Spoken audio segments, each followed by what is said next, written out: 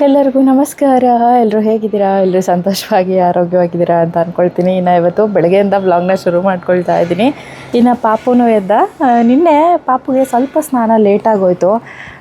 ಒಂದು 11 ಗಂಟೆ ಹಂಗೆ ಮಾಡಿಸಿದ್ವಿ. ಹಾಗಾಗಿ ಅವ್ನು ಸ್ವಲ್ಪ ರಾತ್ರಿ ಜಾಸ್ತಿ ಹೊತ್ತೇ ಎಚ್ಚರ ಇದ್ದ. ಹಾಗಾಗಿ ಇವತ್ತು ಬೇಗ ಸ್ನಾನ ಮಾಡಿಸ್ಬಿಡೋಣ, ಒಂದು 8 ಗಂಟೆ 8:15 ಅಷ್ಟರೊಳಗೆಲ್ಲ ಅಂತ ಹೇಳ್ಬಿಟ್ಟು ಅವನು ಆಲ್ರೆಡಿ ಆವಾಗಲೇ ಎದ್ದ. ಒಂದು 6 ಗಂಟೆ ಅಷ್ಟರೊಳಗೆ ಎದ್ದ.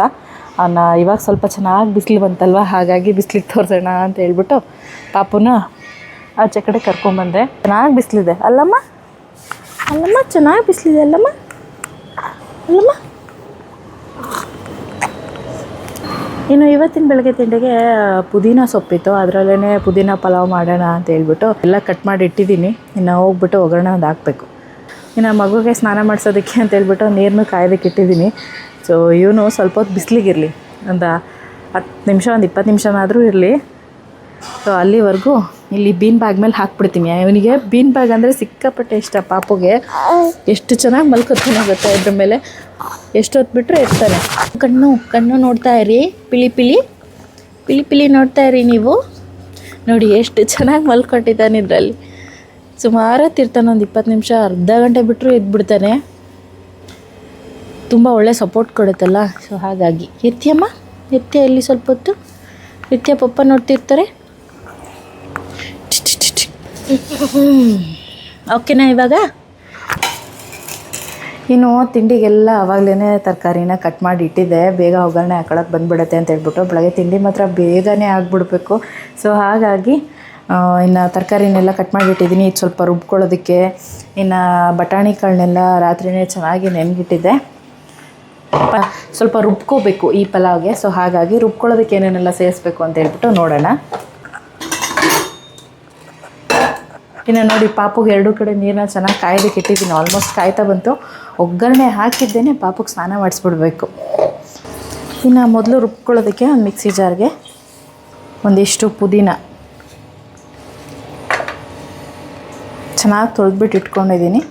ನಂತರ ಸ್ವಲ್ಪ ಶುಂಠಿ. ಇದು ನಾನು ಜವಾರಿ ಬೆಳ್ಳುಳ್ಳಿ ತೊಗೊಂಡಿರೋದ್ರಿಂದ ಸಿಪ್ಪೆ ಏನು ತೆಗಿಯೋಕ್ಕೂ ಆಗೋಲ್ಲ, ತೆಗೆದ್ರೂ ಚೆನ್ನಾಗಿರಲ್ಲ. ಸೊ ಹಾಗಾಗಿ ಒಂದಿಷ್ಟು ಬೆಳ್ಳುಳ್ಳಿ,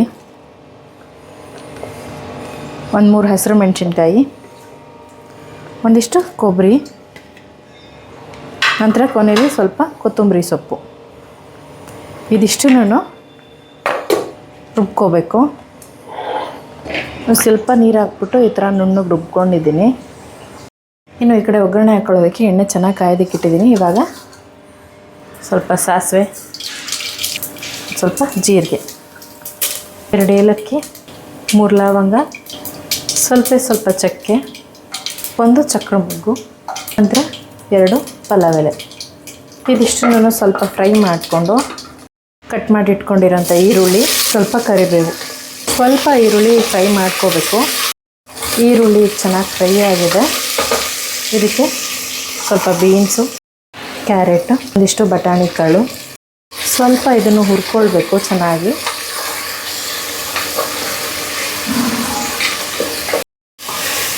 ಇನ್ನು ಈ ಕಡೆ ತರಕಾರಿ ಎಲ್ಲ ಚೆನ್ನಾಗಿ ಫ್ರೈ ಆಗಿದೆ. ಇದಕ್ಕೆ ರುಬ್ಬಿಟ್ಕೊಂಡಿದ್ವಲ್ಲ ಮಿಶ್ರಣನ ಹಾಕಿ ಚೆನ್ನಾಗಿ ಸ್ವಲ್ಪ ಇದೆಲ್ಲ ಫ್ರೈ ಮಾಡ್ಕೊಳ್ಬೇಕು. ಇದು ಇವಾಗ ಚೆನ್ನಾಗಿ ಎಲ್ಲ ಹದವಾಗಿ ಬೆಂದಿದೆ. ಸ್ವಲ್ಪ ಟೊಮ್ಯಾಟೊ, ಸ್ವಲ್ಪ ಪನ್ನೀರ್, ಒಂದಿಷ್ಟು ಸೋಯಾ ಚಂಕ್ಸ್, ಸ್ವಲ್ಪ ಅರಿಶಿನದ ಪುಡಿ, ಸ್ವಲ್ಪ ಗರಂ ಮಸಾಲ.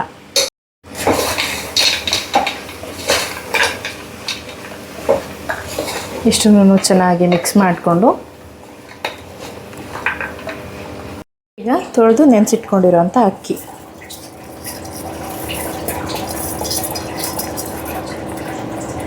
ಒಂದಿಷ್ಟು ನೀರು, ಕೊನೆಯಲ್ಲಿ ಸ್ವಲ್ಪ ಉಪ್ಪು.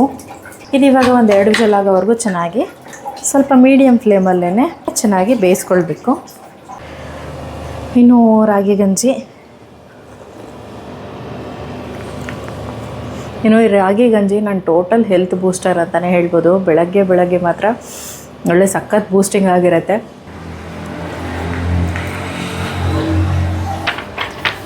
ಅದು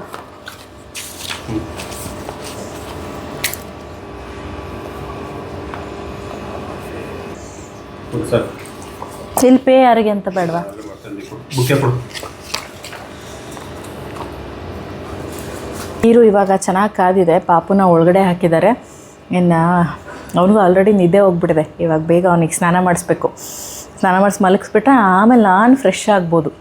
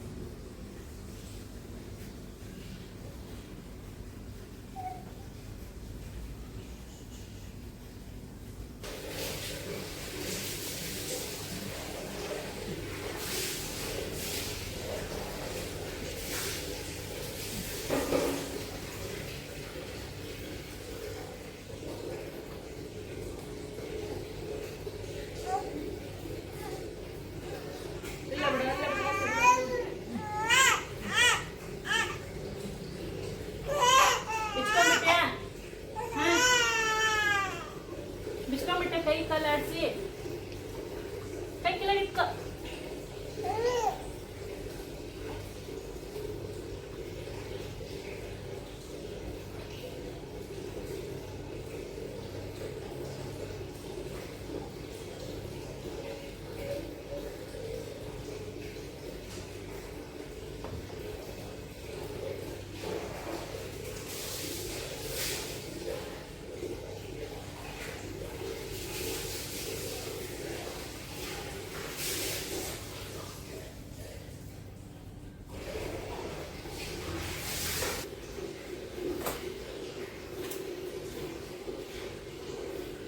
ಇನ್ನು ನೋಡಿದ್ರಲ್ವಾ ಬೆಳಗ್ಗೆ ಹೇಗಿರುತ್ತೆ ಅಂತ ಹೇಳ್ಬಿಟ್ಟು ಅವನ್ನ ಮಲಗಿಸಿದ ಮೇಲೆ ಫುಲ್ಲು ಫ್ರೀ.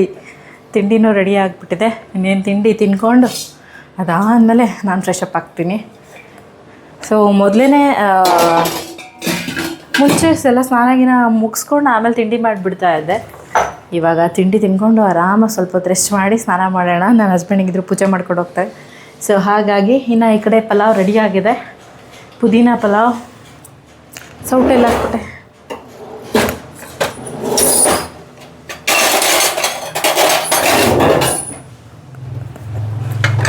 ನೋಡಿ ಆ ಕೆಲಸ ಆಗೋದ್ರೊಳಗೆ ಈ ಕೆಲಸ ಆಗಿಬಿಡುತ್ತಾ. ಸೊ ಸಿಂಪಲ್, ಬೇಗ ಈಸಿ ಆಗಿಬಿಡುತ್ತೆ ನನಗೆ.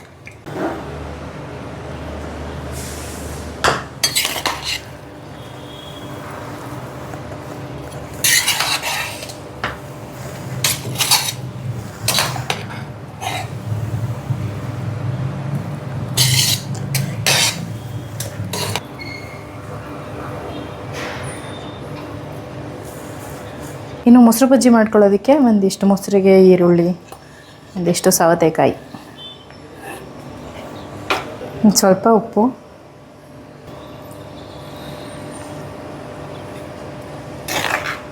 ಇಷ್ಟೇ.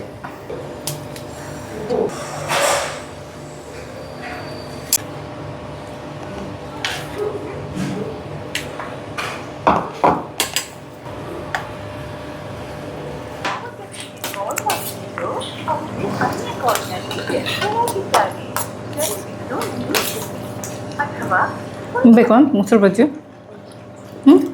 ಬೇಡ.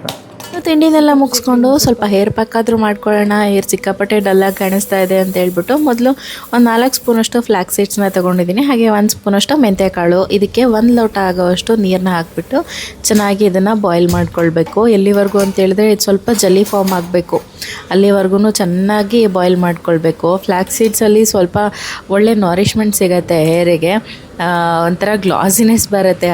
ಎಲ್ಲ ಚೆನ್ನಾಗಿ ಹಚ್ಕೊಂಡು ಒಂದು 10 ನಿಮಿಷ ಬಿಟ್ಟರೆ ಸಾಕಾಗತ್ತೆ. ತುಂಬಾ ಚೆನ್ನಾಗಂತ ಅನಿಸುತ್ತೆ ಕೂದಲು. ಸೊ ಹಾಗಾಗಿ ಇವತ್ತು ಹೇರ್ ಪ್ಯಾಕ್ನ ರೆಡಿ ಮಾಡ್ಕೊಳ್ತಾ ಇದ್ದೆ. ಇನ್ನು ಚೆನ್ನಾಗಿ ಇದೀಗ ಬಾಯ್ಲ್ ಆಗಿದೆ. ನೋಡ್ತಿರ್ಬೋದು ಈಗ ಜಲಿ ಫಾರ್ಮ್ ಥರ ಕ್ರಿಯೇಟ್ ಆಗಿದೆ ಅಲ್ವಾ. ಇದನ್ನು ಚೆನ್ನಾಗಿ ಬಿಸಿ ಇರುವಾಗಲೇ ಶೋಧಿಸ್ಕೊಂಡು ಬಿಡಬೇಕು. ಸ್ವಲ್ಪ ತಣ್ಣಗಾದರೆ ಕೆಳಗಡೆ ಇಳಿಯೋದೇ ಇಲ್ಲ. ಸೊ ಹಾಗಾಗಿ ಬಿಸಿ ಇರುವಾಗಲೇ ಚೆನ್ನಾಗಿ ಶೋಧಿಸ್ಕೊಂಡ್ಬಿಟ್ರೆ ಈಸಿಯಾಗತ್ತೆ.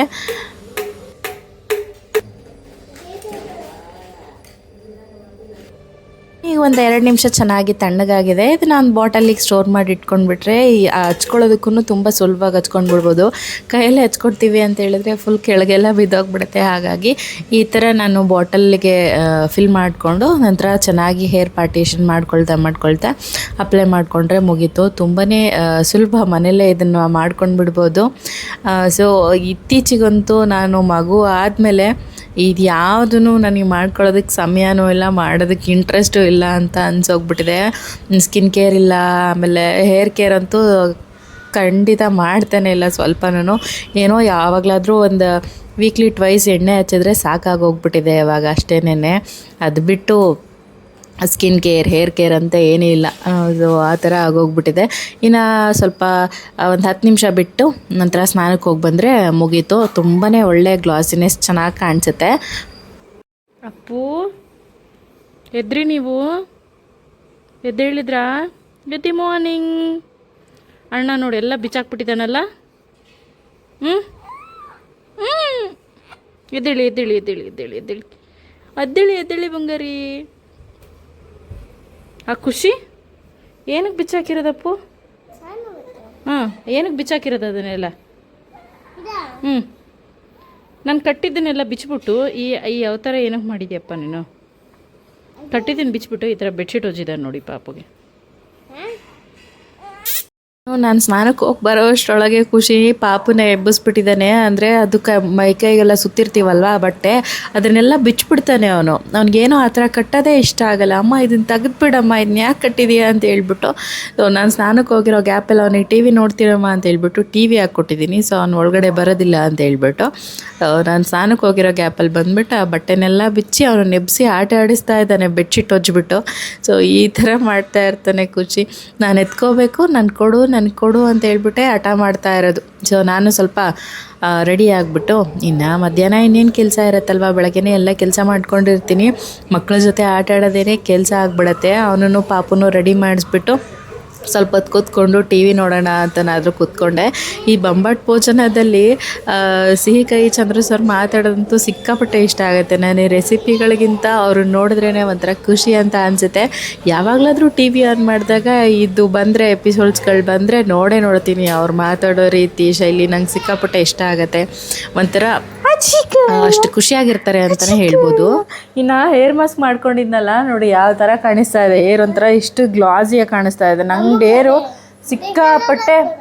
ಸಿಕ್ಕಾಪಟ್ಟೆ ಡಲ್ ಆಗೋಗ್ಬಿಟ್ಟಿತ್ತು. ಎಲ್ಲ ಮುರಿದಾಕಿದ್ಯಾ?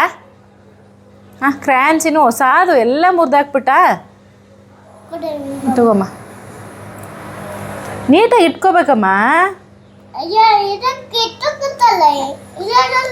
ನೀಟಾಗಿ ಇಟ್ಕೋಬೇಕು ಸರಿಯಾಗಿ. ನಿಂದ ಅದೆಲ್ಲ ಜೋಡಿಸಿಟ್ಕೊಳ್ಳೋದಿಲ್ಲ ಕ್ರಯಾನ್ಸ್ ಬಾಕ್ಸಲ್ಲಿ. ಎಲ್ಲಿ ಕ್ರಯಾನ್ ಬಾಕ್ಸ್ಗಳು? ಬಾ ಇಲ್ಲಿ ಬಾ, ಡ್ರಾ ಮಾಡೋಣ ಬಾ, ಫಿಲ್ ಮಾಡೋಣ ಬಾ, ಪರವಾಗಿಲ್ಲ ಬಾ. ಎಲ್ಲನೂ ಕ್ರಯಾನ್ಸ್ ತೊಗೊಂಡು ಬಾ. ಸೊ ಒಂಥರ ಒಳ್ಳೆ ನರಿಷ್ಮೆಂಟ್ ಸಿಕ್ಕಂಗೆ ಆಯಿತು ಹೇರಿಗೆ. ಇದೆಲ್ಲ ಮಾಡ್ಕೊಳ್ಳೋದಕ್ಕೆ ಸಮಯ ಎಲ್ಲ ಎಲ್ಲಿ ಸಿಗುತ್ತೆ?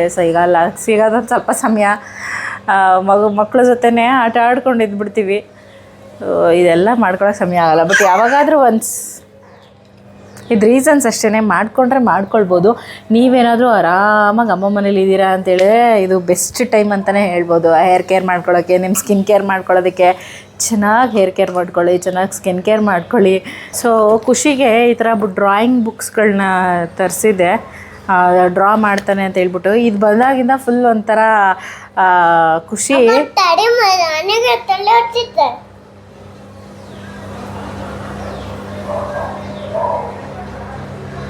ತಲೆ ಒಳಗೆ ಇಟ್ಕೊಂಬಿಡಮ್ಮ. ಹಿಂಗೆ ತಲೆ ಹಿಂಗೆ ಓಪನ್ ಮಾಡ್ಕೊಂಡು ಹಿಂಗೆ ಒಳಗೆ ಇಟ್ಕೊಂಬಿಡು, ತಲೆನೋ ಕಡಿಮೆ ಆಗತ್ತೆ.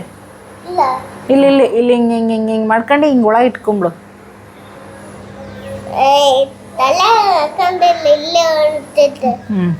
ನೋಡಿ ಖುಷಿ ಎಷ್ಟು ಚೆನ್ನಾಗಿ ಡ್ರಾಯಿಂಗ್ ಮಾಡಿದ್ದಾನೆ ಅಂತ. ಕಲರಿಂಗ್ ಬುಕ್ ಇದು. ಫಸ್ಟು ಇದು ಮಾಡು ಅಂತ ಹೇಳಿದರೆ ಅವ್ರ ಪಪ್ಪ ಇದೊಂದು ಮಾಡಿಸಿದ್ರು. ಅದಾದಮೇಲೆ ಇದನ್ನು ಮಾಡೋಕ್ಕೆ ರೆಡಿ ಇಲ್ಲ ಅಣ್ಣ. ಅಮ್ಮ ಇದು ಈಸಿ ಇದೆ, ಇದು ಮಾಡಲ್ಲ ಅಂತ ಹೇಳ್ಬಿಟ್ಟು ಲಾಸ್ಟ್ ಪೇಜಿಗೆ ಹೋಗಿ ಇದನ್ನು ಬಿಡಿಸಿದ್ದಾನೆ. ಸೊ ನಡುವೆ ಇದೆಲ್ಲ ನನ್ನ ಹತ್ರ ಫಿಲ್ ಮಾಡಿಸ್ಕೊಂಡಿರೋದು. ಇದು ಇದು ಇದು ಎಲ್ಲ ಖುಷಿ ಮಾಡಿರೋದು.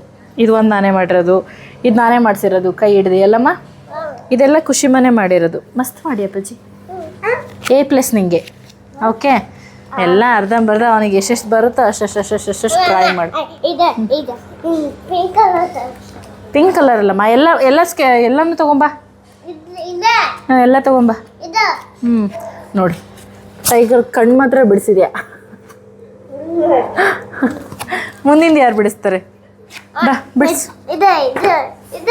ಡ್ರಾ ಮಾಡು. ಪಿಂಕ್ ಕಲರಾ? ನೋಡಿ ಪಿಂಕ್ ಕಲರ್ ಎಲ್ಲ ಹಾಕೋದು.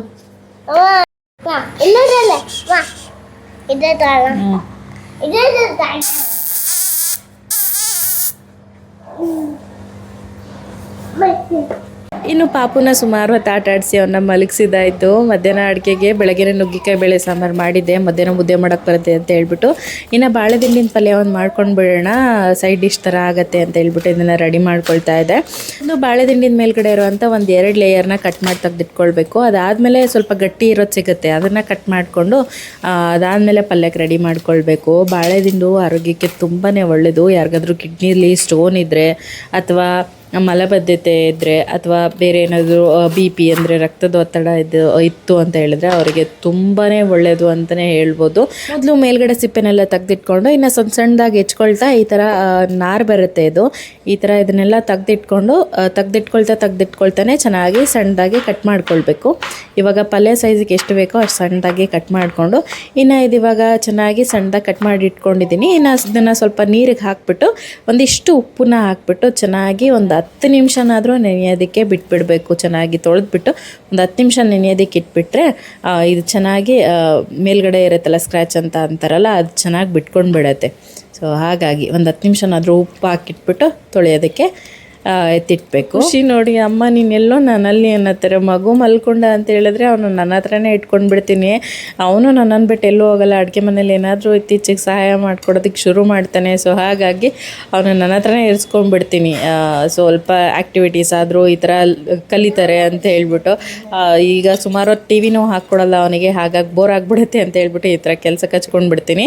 ಇನ್ನು ಇದ್ರ ಜೊತೆ ಹೆಸ್ರು ಬೇಳೆನ ನೆನೆಸಿಟ್ಟಿದ್ದೆ, ಹೆಸ್ರು ಬೇಳೆ ಹಾಕ್ಬಿಟ್ಟು ಪಲ್ಯ ಮಾಡ್ಕೊಂಡು ಬಿಡೋಣ ಇದ್ರ ಜೊತೆನೇ ಅಂತ ಹೇಳ್ಬಿಟ್ಟು ಒಂದು 10 ನಿಮಿಷ ನೆನೆಸಿಟ್ಟಿದ್ದೆ ಅಷ್ಟೇನೆ. ಇನ್ನು ಒಗ್ಗರಣೆಗೆ ಸಾಸಿವೆ, ಜೀರಿಗೆ, ಕರಿಬೇವು, ಹಸಿರು ಮೆಣಸಿನ್ಕಾಯಿ 1-2 ಹಾಗೆ ಒಣ ಮೆಣಸಿನ್ಕಾಯಿ 1-2 ಸೇರಿಸಿ ಚೆನ್ನಾಗಿ ಫ್ರೈ ಮಾಡ್ಕೊಂಡ ನಂತರ ಒಂದು 2 ಕಟ್ ಮಾಡಿ ಇಟ್ಕೊಂಡಿರೋಂಥ ಈರುಳ್ಳಿ ಇದನ್ನು ಚೆನ್ನಾಗಿ ಫ್ರೈ ಮಾಡ್ಕೊಳ್ಬೇಕು.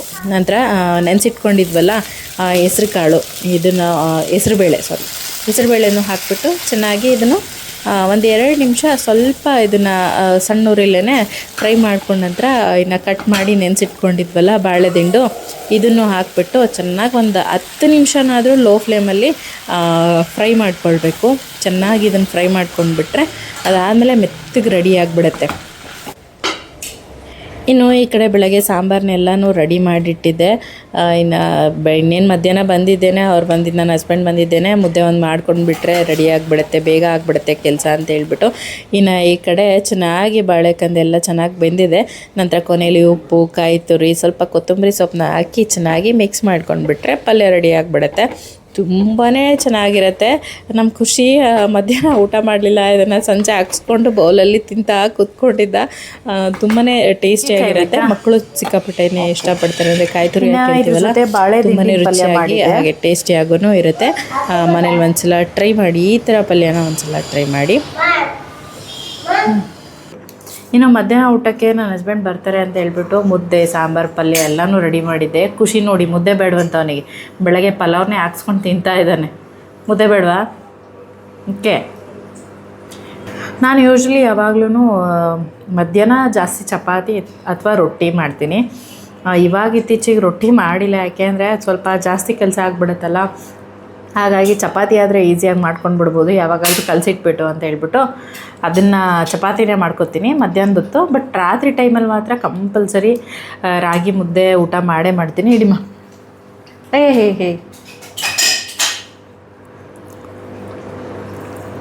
ಬೇಳೆ ಸಾಂಬಾರಲ್ಲಿ ಈ ಥರ ಬೀನ್ಸು ಸಾಂಬಾರು ಇಷ್ಟ, ನುಗ್ಗಿಕಾಯಿ ಸಾಂಬಾರು ಇಷ್ಟ ಆಗುತ್ತೆ ಮುದ್ದೆ ಜೊತೆ, ಅಥವಾ ಶೇಂಗಾ ಬಜ್ಜಿ, ಆಮೇಲೆ ಅದು ಬಿಟ್ಟರೆ ಮೆಂತ್ಯ ದಿಂಡಿ ಆ ಥರ ಸಾಂಬಾರಿಗೆ ಇಷ್ಟ ಆಗುತ್ತೆ ಮುದ್ದೆ ತಿನ್ನೋದಕ್ಕೆ. ನಾನು ಮುಂಚೆ ರಾಗಿ ಮುದ್ದೆ ತಿಂತಾ ಇರಲಿಲ್ಲ, ನಮ್ಮ ಕಡೆಗೆಲ್ಲನೂ ಜೋಳದ ಮುದ್ದೆನೇ ಜಾಸ್ತಿ. ಬಟ್ ಇಲ್ಲಿಗೆ ಬಂದಮೇಲೆ ನನ್ನ ಹಸ್ಬೆಂಡ್ ಮನೆಗೆ ಬಂದಮೇಲೆ ಸ್ವಲ್ಪ ರಾಗಿ ಮುದ್ದೆ ಅಭ್ಯಾಸ ಮಾಡ್ಕೊಂಡಿರೋದು. ಬಟ್ ಇವಾಗ ರಾಗಿ ಮುದ್ದೆ ಫೇವ್ರೇಟ್ ಆಗಿ ಹೋಗ್ಬಿಟ್ಟಿದೆ ಅಲ್ಲಮ್ಮ. ತಮ್ಮ ಖುಷಿ. ಬೆಳಗ್ಗೆ ಪಲಾವ್ ಚೆನ್ನಾಗಾಗಿದೆ, ಅದನ್ನೇ ಊಟ ಮಾಡ್ತಾ ಇದ್ದಾನೆ. ಇನ್ನು ಖುಷಿ ಮಲ್ಕೊಂಡ, ಪಾಪು ಇಲ್ಲೇ ಆಟಾಡ್ತಾ ಇದ್ದಾನೆ. ಅಪ್ಪು ಚಿನ್ನು ಸೊ ಅವ್ನ ಪಾಡಿಗೆ ಅವ್ನು ಬೇನ್ ಬ್ಯಾಗ್ ಮೇಲೆ ಆಟಾಡ್ತಾ ಇದ್ದಾನೆ. ಅವನೇನು ಹಠ ಮಾಡಲ್ಲ, ಬಟ್ ಖುಷಿ ಇದ್ದರೆ ಇದೇನು ಮಾಡ್ಕೊಳಕ್ಕಾಗಲ್ಲ, ಎಲ್ಲದಕ್ಕೂ ಕೈ ಹಾಕ್ಬಿಡ್ತಾನೆ, ಅದು ಬೇಕು ಇದು ಬೇಕು ಅಂತ ಹೇಳ್ಬಿಟ್ಟು. ಇನ್ನು ಕೋಕೋ ಲಡ್ಡು ಅಂದರೆ chocolate oats laddu, protein laddu ಯಾವ ರೀತಿಯಾಗಿ ಮಾಡೋದು ಅಂತ ಹೇಳ್ಬಿಟ್ಟು ಮೊದಲು ಏನೇನು ಸಾಮಗ್ರಿಗಳು ಬೇಕು ಅಂತ ಫಸ್ಟು ನೋಟ್ ಮಾಡ್ಕೊಂಡ್ಬಿಡಿ, ನಾನು ಏನೇನೆಲ್ಲ ತೊಗೊಂಡಿದ್ದೀನಿ ಅಂತ ಹೇಳ್ಬಿಟ್ಟು. ಮೊದಲು ಒಂದು 100 ಗ್ರಾಮಷ್ಟು ಓಟ್ಸ್ನ ತೊಗೊಂಡಿದ್ದೀನಿ, ನಂತರ ಕೋಕೋ ಪೌಡರು, ಒಂದು 50 ಗ್ರಾಮಷ್ಟು ದ್ರಾಕ್ಷಿ, ಒಂದು 200 ಗ್ರಾಮ್ ಆಗುವಷ್ಟು ಖರ್ಜೂರ, ಹಾಗೆ ಒಂದು 100 ಗ್ರಾಮ್ ಆಗುವಷ್ಟು ನವಣಕ್ಕಿ, ನಂತರ ಒಂದು 200 ಗ್ರಾಮಷ್ಟು ಶೇಂಗಾ ತೊಗೊಂಡಿದ್ದೀನಿ, ಹಾಗೆ ಒಂದು 50 ಗ್ರಾಮಷ್ಟು ಪಂಪ್ಕಿನ್ ಸೀಡ್ಸು, ಒಂದು 50 ಗ್ರಾಮ್ಗಿಂತ ಸ್ವಲ್ಪ ಕಡಿಮೆ ಒಂದು 30 ಗ್ರಾಮ್ ಆಗುವಷ್ಟು ಫ್ಲ್ಯಾಕ್ಸ್ ಸೀಡ್ಸ್ ತೊಗೊಂಡಿದ್ದೀನಿ, ಹಾಗೆ ಇದು ವಾಟರ್ ಮೆಲನ್ ಸೀಡ್ಸ್ ಬರುತ್ತಲ್ಲ ಅದು, ಹಾಗೆಯೇ ಒಂದು 30 ಗ್ರಾಮ್ ಆಗುವಷ್ಟು ಬಿಳಿ ಎಳ್ಳು, ಹಾಗೆ ಒಂದು 50 ಗ್ರಾಮ್ ಬಾದಾಮಿ, ಹಾಗೆ ಒಂದು 50 ಗ್ರಾಮ್ ಗೋಡಂಬಿ, ಇಷ್ಟನ್ನು ತೊಗೊಂಡಿದ್ದೀನಿ. ಒಂದು ಪ್ಯಾನ್ನ ಚೆನ್ನಾಗಿ ಬಿಸಿ ಮಾಡ್ಕೊಂಡಿದ್ದೀನಿ. ಇದಕ್ಕೆ 100 ಗ್ರಾಮಷ್ಟು ಓಟ್ಸು, ಇದನ್ನು ಚೆನ್ನಾಗಿ ಫ್ರೈ ಮಾಡ್ಕೊಳ್ಬೇಕು. ಸ್ವಲ್ಪ ಅದು ಗರಿ ಗರಿ ಆಗಬೇಕು, ಅಲ್ಲಿವರೆಗೂ ಚೆನ್ನಾಗಿ ಫ್ರೈ ಮಾಡ್ಕೊಳ್ಬೇಕು.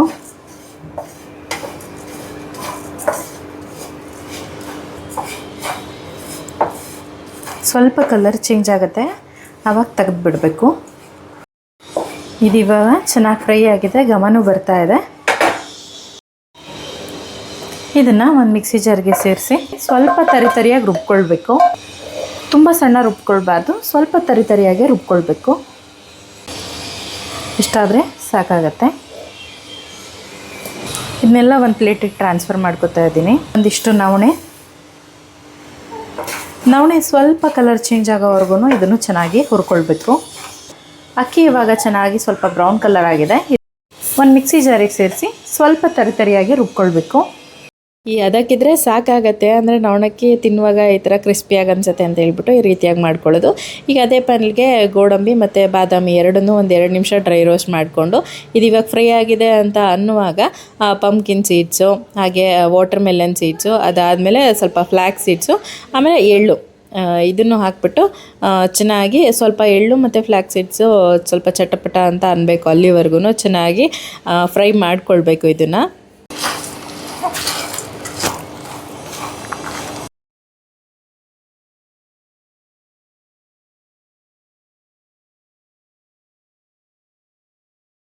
ಇನ್ನು ಈ ಕಡೆ ಎಲ್ಲ ಕಾಳುಗಳು ಚೆನ್ನಾಗಿ ಚಟಪಟ ಅನ್ನೋದಕ್ಕೆ ಶುರುವಾಯಿತು. ಹಾಗಾಗಿ ಒಂದು ತಟ್ಟೆಗೆ ಟ್ರಾನ್ಸ್ಫರ್ ಮಾಡಿ ಇಟ್ಕೊಂಡು ಅದಾದಮೇಲೆ ರುಬ್ಬೋಣ ಅಂತ ಹೇಳ್ಬಿಟ್ಟು, ಬಿಸಿ ಇರುವಾಗಲೇ ರುಬ್ಬೋದು ಬೇಡ ಅಂತ ಹೇಳ್ಬಿಟ್ಟು ಸ್ವಲ್ಪ ಒಂದು 5 ನಿಮಿಷ ತಣ್ಣಗಾಗೋದಕ್ಕೆ ಎತ್ತಿಟ್ಟಿದ್ದೀನಿ. ಅಷ್ಟರೊಳಗೆ ಶೇಂಗಾನಾದರೂ ಹುರಿಯೋದಕ್ಕೆ ಇಟ್ಬಿಡೋಣ ಅಂತ ಹೇಳ್ಬಿಟ್ಟು ಈ ಕಡೆ ಶೇಂಗಾನ ಹುರಿಯೋದಕ್ಕೆ ಇಡ್ತಾ ಇದ್ದೀನಿ. ಇದು ಇವಾಗ ಚೆನ್ನಾಗಿ ತಣ್ಣಗಾಗಿದೆ ಎಲ್ಲ ಕಾಳುಗಳು. ಇನ್ನು ಇದನ್ನೆಲ್ಲ ನಟ್ಸ್ಗಳನ್ನ ಚೆನ್ನಾಗಿ ಸ್ವಲ್ಪ ಇದನ್ನು ಆದ್ರೂ ಅಷ್ಟೇ ತರಿಯಾಗಿಯೇ ಚೆನ್ನಾಗಿ ರುಬ್ಕೊಳ್ಬೇಕು. ಒಂದೊಂದು 10 ಸೆಕೆಂಡ್ ಒಂದೊಂದು ಸತಿ ಒಂದು 3 ಸಲ ರುಬ್ಕೊಂಡ್ಬಿಟ್ರೆ ಅದಕ್ಕೆ ಬಂದುಬಿಡುತ್ತೆ.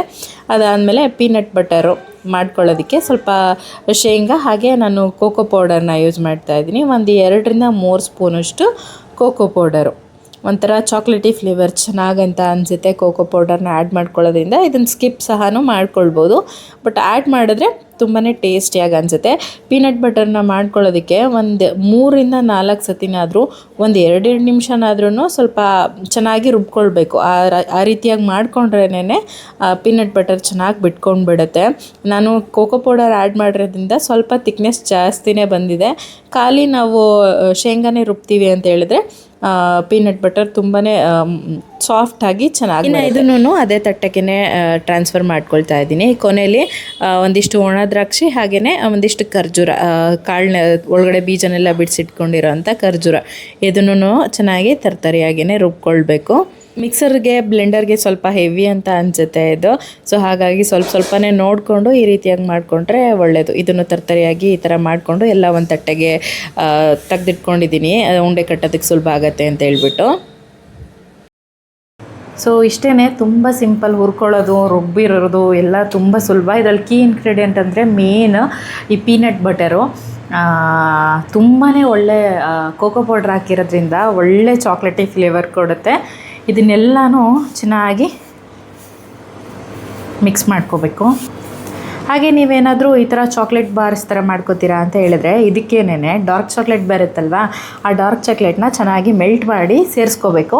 ಚೆನ್ನಾಗಿ ಮೆಲ್ಟ್ ಮಾಡಿ ಸೇರಿಸ್ಕೊಂಡು ನಂತರ ಬಟರ್ ಪೇಪರ್ ಬರುತ್ತಲ್ವ ಅದ್ರ ಮೇಲೆ ಚೆನ್ನಾಗಿ ಸ್ಪ್ರೆಡ್ ಮಾಡಿ ಒಂದು ದಪ್ಪ ಲೆವೆಲಿಗೆ ಸ್ಪ್ರೆಡ್ ಮಾಡಿ ಸ್ವಲ್ಪ ಒಂದು ಗಂಟೆ ಬಿಟ್ಬಿಟ್ಟು ಕಟ್ ಮಾಡ್ಕೊಂಡ್ಬಿಟ್ರೆ chocolatey healthy protein bar ready ಆಗಿಬಿಡತ್ತೆ. ಸೊ ನನ್ನ ಮಗನಿಗೆ ಇದು ತುಂಬ ಇಷ್ಟ, ನನಗೂ ಅಷ್ಟೇ ತುಂಬ ಇಷ್ಟ. ಒಂದು ವಾರ 4 ದಿನದ ಮೇಲೆ ಆಯಿತು ಇದೆಲ್ಲ ಖಾಲಿಯಾಗಿ, ಬಟ್ ಸಿಕ್ಕಾಪಟ್ಟೆ ಕ್ರೇವಿಂಗ್ ಅಂತ ಅನ್ನಿಸ್ತಾ ಇತ್ತು, ತಿನ್ನಬೇಕು ಅಂತ ಅನ್ನಿಸ್ತಾ ಇತ್ತು. ಸೊ ಫೈನಲಿ ಇವತ್ತು ಖರ್ಜೂರದಲ್ಲೇ ಚೆನ್ನಾಗಿ ಸ್ವೀಟ್ನೆಸ್ ಜಾಸ್ತಿ ಇರೋದ್ರಿಂದ ಮತ್ತು ಅದಕ್ಕೆ ಬೆಲ್ಲ ಸಕ್ಕರೆ ಏನೂ ಹಾಕೋಂಥ ಅವಶ್ಯಕತೆ ಇಲ್ಲ. ಸ್ವಲ್ಪ ಖರ್ಜೂರನೇ ಚೆನ್ನಾಗಿ ಜಾಸ್ತಿ ಹಾಕ್ಬಿಟ್ಟು ದ್ರಾಕ್ಷಿ ಹಾಕಿರ್ತೀವಿ, ಖರ್ಜೂರ ಹಾಕಿರ್ತೀವಿ ಸ್ವೀಟ್ನೆಸ್ಗೆ, ಇಷ್ಟು ಹಾಕಿದ್ರೆ ಸಾಕಾಗತ್ತೆ. ಪೀನಟ್ ಬಟರ್ ಒಂಥರ ಮೈಲ್ಡ್ ಟೇಸ್ಟ್ ಕೊಡುತ್ತೆ ಇದರಲ್ಲಿ.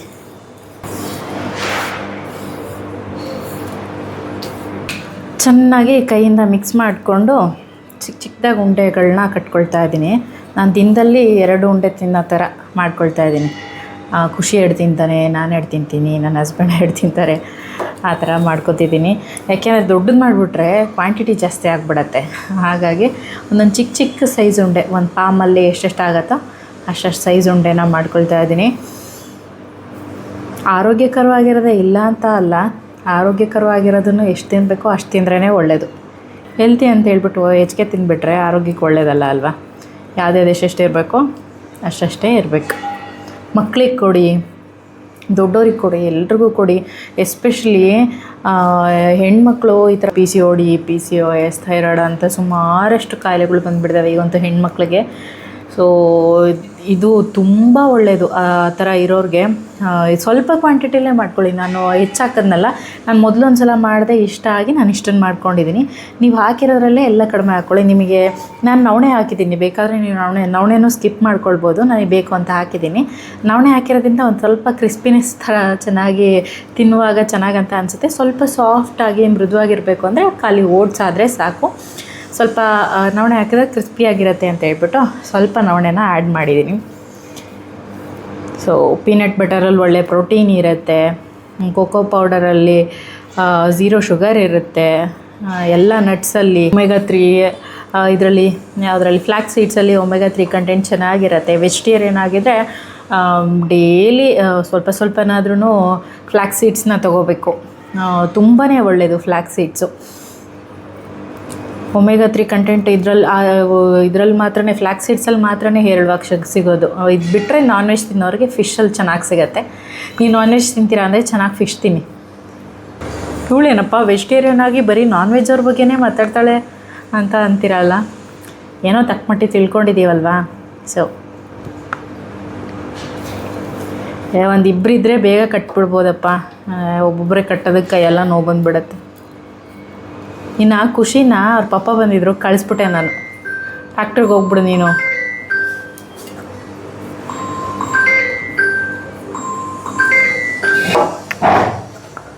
ಎಲ್ಲ ಲಡ್ಡುಗಳನ್ನ ಕಟ್ಟಿಟ್ಟಿದ್ದಾಯಿತು. ಸೊ ಇವಾಗ ಟೈಮ್ ಟು ಟೇಸ್ಟ್. ನಾನು ನಡುವೆ ಯಾವಾಗಲೂ ಟೇಸ್ಟ್ ಮಾಡೋದು, ಯಾಕೆಂದರೆ ಕೊನೆಯಲ್ಲೇ ಟೇಸ್ಟ್ ಮಾಡೋದು. ಗೊತ್ತಾಗಿರುತ್ತಲ್ಲ ಪ್ರಮಾಣ ಕರೆಕ್ಟಾಗಿ ಆಗಿರ್ತೀನಲ್ವ. ಸೊ ರುಚಿ ಮಾತ್ರ ಕೊನೆಯಲ್ಲೇ ಮಾಡೋದು. ಸೊ ನೋಡೋಣ ರುಚಿ ಹೇಗೆ ಬಂದಿದೆ ಅಂತ ಹೇಳ್ಬಿಟ್ಟು.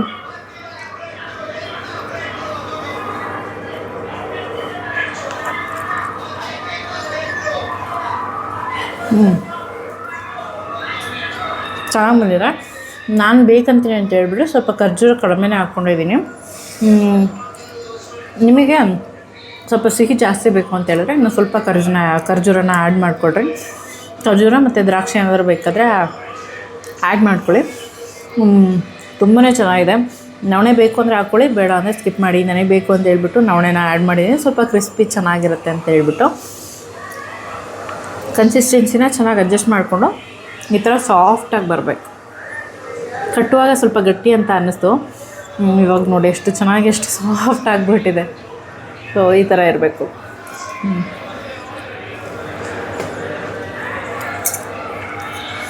ತುಂಬಿಟ್ಬಿಡ್ತೀನಿ.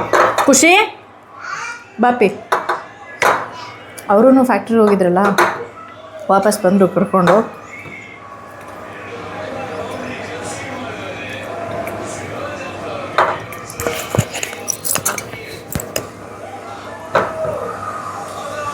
ಮನೇಲಿ ಒಂದ್ಸಲ ಟ್ರೈ ಮಾಡಿ. ಅದರಲ್ಲೂ ಹೆಣ್ಮಕ್ಳು ಈ PCOD PCOS ಅಂತ ಇರೋರು, ಆಮೇಲೆ ಹುಡುಗರಿಗೆ, ಮಕ್ಕಳಿಗೆ ಎಲ್ರಿಗೂ ಕೊಡ್ಬೋದು. ಆರೋಗ್ಯಕ್ಕೂ ತುಂಬಾ ಒಳ್ಳೆಯದು. ಹೋಮ್ ಮೇಡಲ್ಲ, ಬೇರೆ ಹೊರಗಡೆಯಿಂದ ಹೆಲ್ತಿ ಅಂತ ಹೇಳ್ಬಿಟ್ಟು ತೊಗೊಂಬಂದು ತಿನ್ನೋದಕ್ಕಿಂತ ಮನೆಯಲ್ಲೇ ಈ ಥರ ಮಾಡ್ಕೊಂಡ್ಬಿಟ್ರೆ ಚೆನ್ನಾಗಿರತ್ತೆ. ಸೊ ಇದನ್ನು ನಾನು ಬೇರೆ ಬಾಕ್ಸಿಗೆ ಹಾಕಿಟ್ಬಿಟ್ಬಿಡೋಣ. ಸೊ ಇನ್ನು ಈ ವ್ಲಾಗ್ನ ನಾನು ಎಲ್ಲಿಗೆ ಎಂಡ್ ಮಾಡ್ತಾ ಇದ್ದೀನಿ. ಐ ಹೋಪ್ ಈ ವ್ಲಾಗ್ ನಿಮಗೆ ಇಷ್ಟ ಆಗಿದೆ ಅಂತ ಅಂದ್ಕೊಳ್ತೀನಿ. ಈ ರೆಸಿಪಿನ ಮನೇಲಿ ಮಸ್ಟಾಗಿ ಒಂದ್ಸಲ ಟ್ರೈ ಮಾಡಿ. ಇನ್ನು ಮತ್ತೊಂದು ಬ್ಯೂಟಿಫುಲ್ ವ್ಲಾಗ್ ಜೊತೆ ಮತ್ತೆ ಸಿಗ್ತೀನಿ. ಅಲ್ಲಿವರೆಗೂ ಟೇಕ್ ಕೇರ್, ಬಾಯ್.